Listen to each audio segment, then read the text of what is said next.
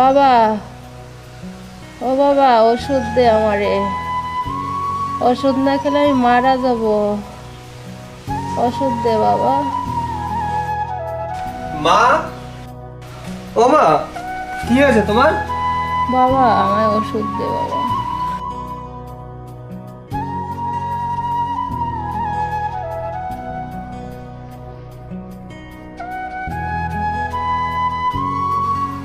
মারে, একটা ওষুধও তো নেই। তোমার প্রেসক্রিপশন কোথায়? এই বালিশের নিচে দেখ বাবা। আচ্ছা মা, তুমি থাকো, আমি তোমার জন্য ওষুধ নিয়ে আসি। বাবা, হ্যাঁ মা। তুই আমাকে অনেক ভালোবাসিস না রে বাবা?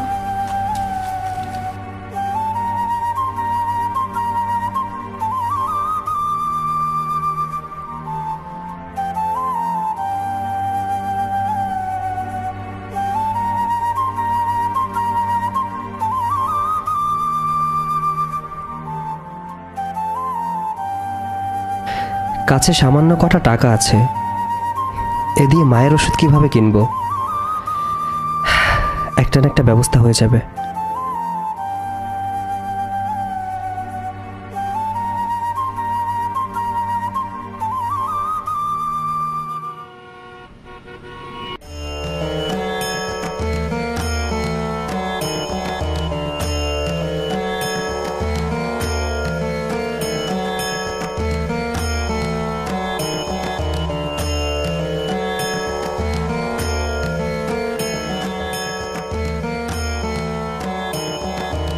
দেখে মনে হচ্ছে এনারা অনেক ধনী পরিবারের সন্তান। এনাদের কাছে গেলে হয়তো আমি আমার মায়ের ওষুধ কেনার জন্য হেল্প পাবো।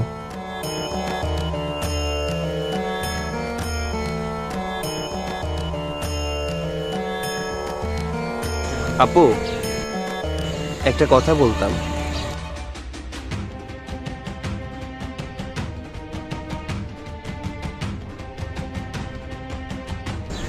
হ্যাঁ বল। আমার কিছু টাকার প্রয়োজন। বাসায় আমার বৃদ্ধা মা খুব অসুস্থ, তার জন্য ওষুধ কিনতে হবে। চল এই ছেলেটাকে আজকে মুরগি বানাই। মুরগি বানানোর জন্য এই ছেলেটা একদম পারফেক্ট। ওকে, টাকা চাই? কত টাকা চাই তোর? কত টাকা হলে আজকে তোর সব চাহিদা মিটে যাবে? আপু, আমার মা খুব অসুস্থ, তার ওষুধের টাকাটা হলেই আমার চলবে। আমার আর কিছু চাই না আপু, দয়া করে এইটুকু উপকার করেন। আমি খুব অসহায়, ছোটবেলা থেকে আমার বাবা নেই। ঠিক আছে, টাকা দিব, বাট টাকা তো আর এমনি এমনি দিব না, তার জন্য তোকে কাজ করতে হবে। কি কাজ আপু? আমরা যা করতে বলবো তা করতে পারবি? ঠিক আছে, আপনারা যা করতে বলবেন আমি তাই করব, কিন্তু যেভাবেই হোক আমার মায়ের জন্য ওষুধ কিনে নিয়ে যেতেই হবে, না হলে আমার মাকে আমি বাঁচাতে পারবো না। আমাকে কাজ দেন, আপনারা যা বলবেন আমি তাই করব। আচ্ছা ওয়েট,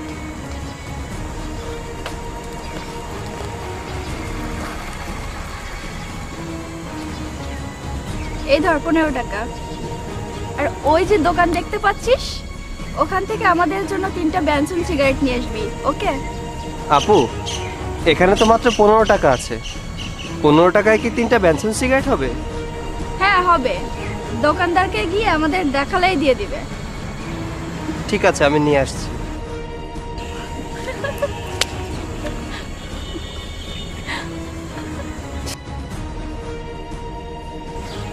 এই যে আপনাদের সিগারেট। কি রে, এ তো একটা সিগারেট, তোকে না 3টা সিগারেট আনতে বললাম? দোকানদারকে গিয়ে আপনাদের দেখালাম, কিন্তু 3টা সিগারেট তো দিল না, একটাই সিগারেট দিয়েছে। এই তোকে না বলেছি 3টা সিগারেট আনতে, তুই একটা সিগারেট নিয়ে ফিরে আসলি কেন?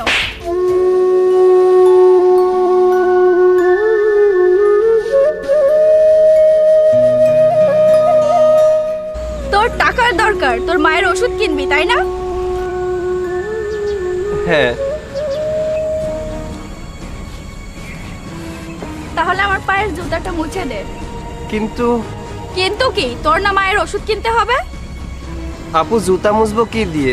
আমার কাছে তো জুতা মোছার মতো কিছু নেই। কিছু নাই মানে? তোর গায়ে যে জামাটা আছে ওটা খুলে মুছে দে।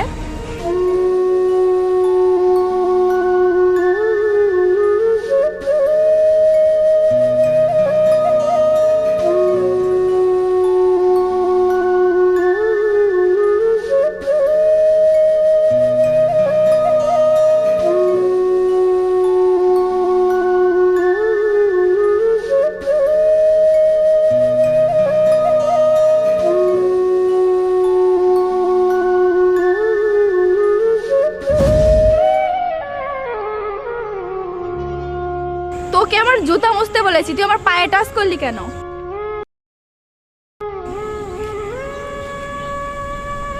আমার ভুল হয়ে গেছে।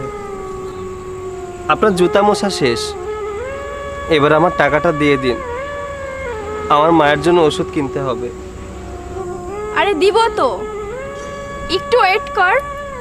এতটুকু কাজ করে কি আর টাকা পাওয়া যায়? ওয়েট ওয়েট, আমি এখন মাটিতে খালি পায়ে হাঁটবো, তুই আমার জুতা নিয়ে সাথে সাথে হাঁটবি। আর হ্যাঁ, যদি কোনো আপত্তি করিস তোর মায়ের ওষুধের জন্য টাকা পাবি না।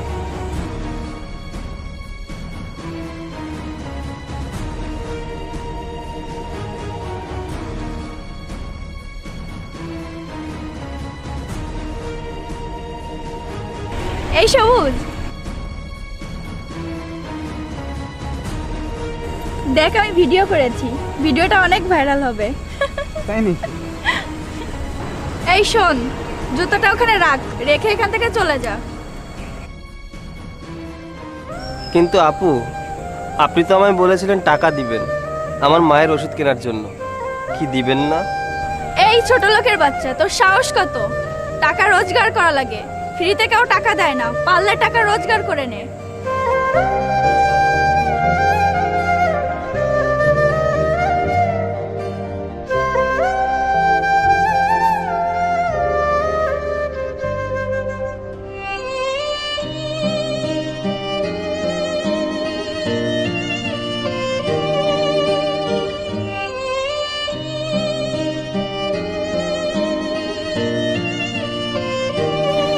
মা, আমি তোমার জন্য ওষুধ আনতে পারিনি, তুমি চিন্তা করো না, আমি তোমার জন্য আগামীকাল ওষুধ এনে দেব।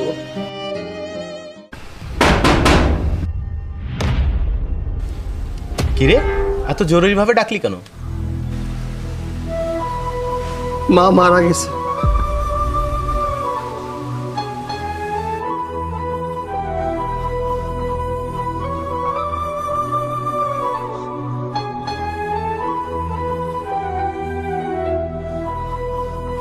হঠাৎ কি হয়েছিল?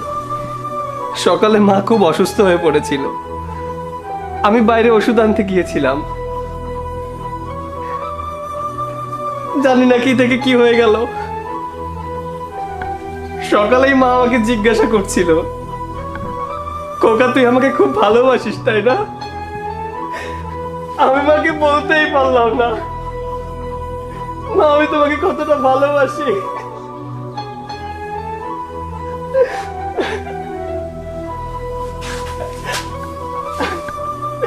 মা আমি তোমাকে মেরে ফেললাম, আমি যদি আগেই তোমার জন্য ওষুধ নিয়ে আসতাম তাহলে হয়তো তুমি আজ বেঁচে থাকতে।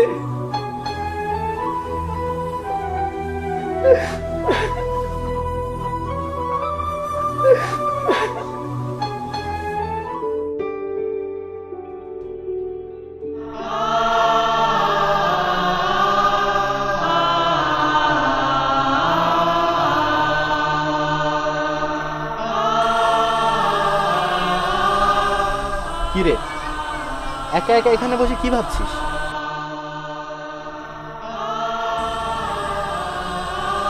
বন্ধু, এই পৃথিবীতে কেউ কারো নয়, আমার ভাগ্যটাই যে খারাপ, কারণ আমি গরিব, বেকার। আমার মা যখন বেঁচে ছিল ওষুধ কেনার টাকা ছিল না, তাই এক ধনীর দলালের কাছে হাত পেতেছিলাম, কিন্তু টাকা তো দেয়নি, বরং চরমভাবে অপমান করেছিল।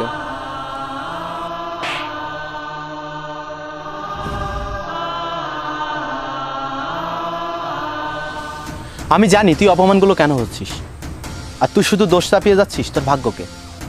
তুই একটুখানি ভেবে দেখ, তুই চেষ্টা করলে তোর এই বেকারত্ব সমাধান তুই নিজেই করতে পারবি। তুই তোর নিজের উপরই ভরসা পাচ্ছিস না, আগে নিজেকে ভরসা করতে শেখ। তোকে একটা কথা বলি, এই যে রাতের পরে দিন আসে, এর জন্য পৃথিবীকে অনেক পরিশ্রম করতে হয়। সূর্যের চারপাশে অনবরত তাকে ঘুরতে হয়, সে কিন্তু কখনো থেমে থাকে না। সে পরিশ্রম করে বলেই সূর্য সবসময় তার পাশে থাকে। তাই বলছি, তুই আজ থেকে পরিশ্রম করে তোর জীবনযুদ্ধ শুরু কর। তুই তোর পৃথিবীকে তোর মতো করে আলোকিত কর এবং সবাইকে দেখিয়ে দে তুইও পারিস।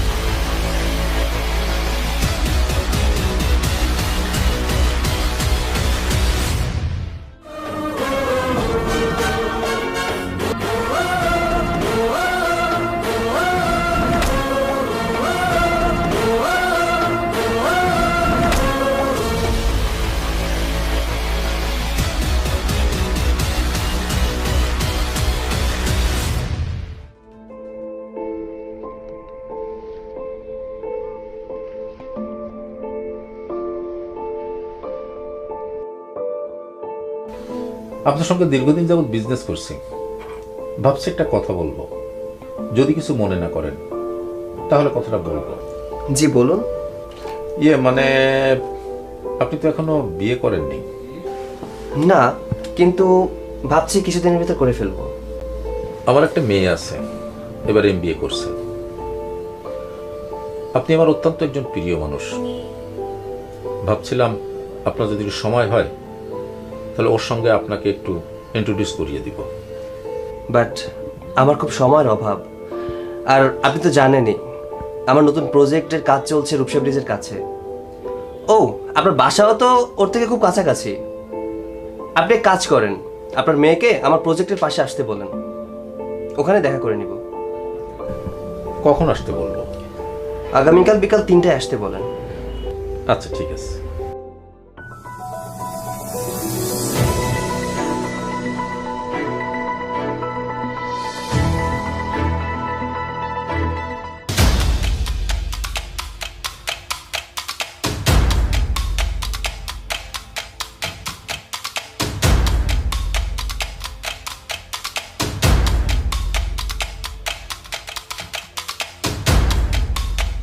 হ্যালো, এই তো আমি চলে এসেছি। কই দেখতে পাচ্ছি না তো। এদিকে তাকাও, আমি তোমার পেছনে গাড়ির ভেতরে অপেক্ষা করছি। আচ্ছা, আমি আসতেছি।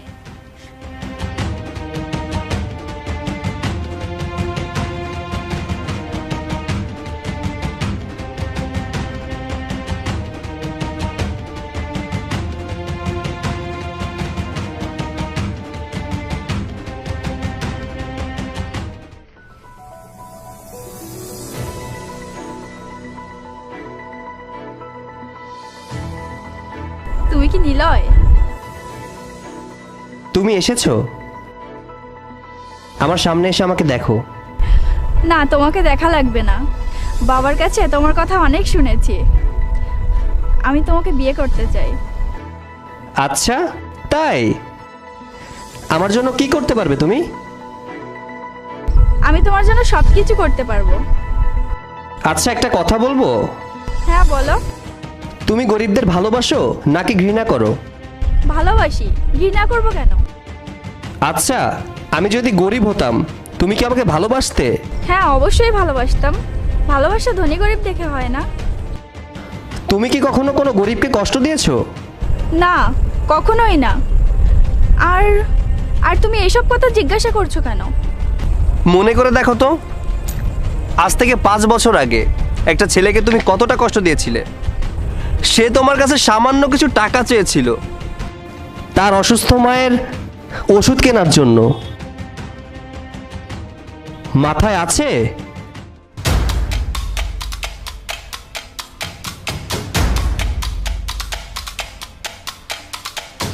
তুমি তুমি কি করে এরকম হলে? কি করে সম্ভব? আই থিংক আমার কোথাও ভুল হচ্ছে। বাবা কি আমাকে মিথ্যা বললো তাহলে? না, তোমার কোথাও ভুল হচ্ছে না। আমি সেই ছেলে যাকে তুমি অনেক বেশি কষ্ট দিয়েছিলে। হ্যাঁ, আমি সেই ছেলে যাকে দিয়ে তুমি তোমার জুতা মুছিয়েছিলে। হ্যাঁ হ্যাঁ, আমি সেই ছেলে যে সামান্য কটা টাকার জন্য তোমার কাছে হাত পেতেছিলাম। আমি সেদিনের কথা আজও ভুলতে পারি না। তুমি সেদিন টাকার দেমাগে আমাকে হেয় প্রতিপন্ন করেছিলে। হ্যাঁ, আমি গরিব ছিলাম। আমার অসুস্থ মায়ের জন্য তোমার কাছে সামান্য কটা টাকা ভিক্ষা চেয়েছিলাম। তার জন্য তুমি আমাকে অপমান অপদস্থ করেছিলে। আজও প্রতিটা রাতে সেই দিনের কথা মনে করি। তোমার দেওয়া সেদিনের ব্যথা যন্ত্রণা আমার বুকের ভেতরে আজও তিল তিল করে বয়ে চলেছে। কিন্তু আমার এই বড় হওয়ার পেছনে তোমার অনেক বড় অবদান আছে। তুমি আমাকে বলেছিলে না টাকা রোজগার করতে হয়, ফ্রিতে কেউ টাকা দেয় না। আজ আমি রোজগার করতে শিখেছি, তাই এত কিছু অর্জন করতে পেরেছি। এই শহরে আমার 6টা বাড়ি, 5টি গাড়ি, 4টি কোম্পানি, 1000 কোটি টাকার সম্পত্তি রয়েছে আমার। আর তুমি কি আছে তোমার যে সেজে গুজে আমার বউ হতে চলে এসেছো? সরি, আমার ভুল হয়ে গেছে। আমাকে মাফ করে দাও। তুমি যদি আমাকে মাফ না করো, আমি মরেও শান্তি পাবো না। আমার চোখ খুলে গেছে। আসলে আমরা বড়লোক হলে গরিবদেরকে ভুলে যাই। এটা আজ আমি বুঝতে পেরেছি। গরিবরাও মানুষ। তুমি আমাকে মাফ করে দাও। আমি আর কোনোদিনও গরিবদের ঘৃণা করব না, তাদেরকে আর কষ্ট দিব না। আমাকে আর একটিবার সুযোগ দাও। সারাটা জীবন আমি তোমার সাথে থাকতে চাই। সেদিন আমি গরিব ছিলাম বলে তোমার বন্ধুর জুতা আমাকে ধরিয়ে দিয়ে ভিডিও বানিয়েছিলে কিছু ভিউয়ার্স পাওয়ার আশায়। আর আজ আমি বড় লোক বলে আমার সাথে ঘর বাঁধার স্বপ্ন দেখছো, তাই না? আমার বাবা অনেক আশা করে তোমার কাছে পাঠিয়েছে। দয়া করে আমার বাবার আশাটা ভেঙে দিও না।